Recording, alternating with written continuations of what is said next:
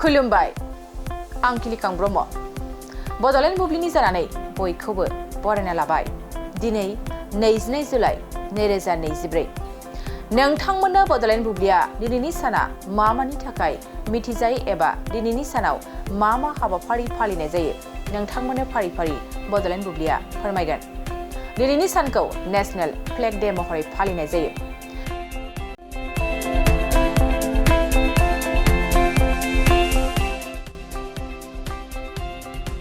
1947 मायथाइनि 22 जुलाइआव संबिजिर आफादजों भारतनि हायुंआरि फिरफिलाखौ नाजावनायखौ मान होनो आरो गोसोखांनो थाखाय नेशनेल फ्लेग डेखौ फालिनाय जायो। बेयो जोंनि हादरनि गोग्गानायनि सान 22 जुलाइ खालि जों जोंनि हारिनि फिरफिलानि मोनथाम गाबखौ मान होयो जायखौ 1947 मायथाइयाव जोंनि हादरनि सिनायथि बेसेन आरो हास्थायनायनि नेरसोन महरै नाजावनाय जादोंमोन। बे मोनथाम गाबनि ओंथियानो जाबाय ऑरेंज एबा कमला गाबा साहस आरो बावसोमनाय गुफुर गाबा गोजोन आरो सैथोनि नेरसोन आरो गोथां गाबा फोथायनाय आरो साहसनि थाखाय गसंथायो। बेनि अनगायैबो दिनैनि सानखौ कैजुअल फाइ डे नेशनेल फ्रेगाइल एक्स एवारनेस डे आरो नेशनेल फिनान्स फार्स्ट डे महरै फालिनाय जायो। नोंथांमोननो बड'लेण्ड बुब्लिया दिनैनि सानाव मा हाबाफारिजों मिथिजायो आरो मा हाबाफारिखौ फालिनाय जायो फोरमायबाय गोजोन्थों।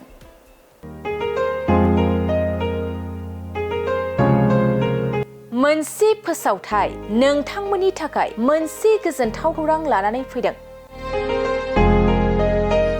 अदालगुरि जिल्लानि सिङाव थानाय डिमाकुसि बरंगाजुलिनि पिपल हलियाव लानानै फैदों नोंथांमोननो लेब्रा मुंनि गंसे गोदान रिजर्ट।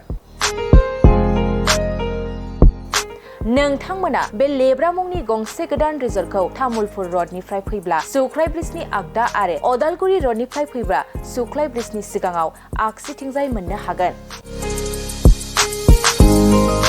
लेब्रा मुंनि गंसे गोदान रिजर्टआ नोंथांमोननो गोसोबायदि सुबिदा खालामनानै होनाय जादों। नोंथांमोना बे लेब्रा रिजर्टआव बर'नि गासै जाग्रा जामुंखौनो मोननो हानायजों लोगोसे बेवहाय नोंथांनि सुबिदा बायदि अर्डार खालामनानै जानो हागोन। जुदि नोंथांमोना तामुलपुरनिफ्राय अदालगुरिसिम थांनाय समाव ओंखामजों लोगोसे बायदिसिना जालांनो गोसो दंब्ला नैबे 8638879656 जानबुं नम्बराव कल खालामनानै सिगांग्रो अर्डार खालामहरनो हागोन।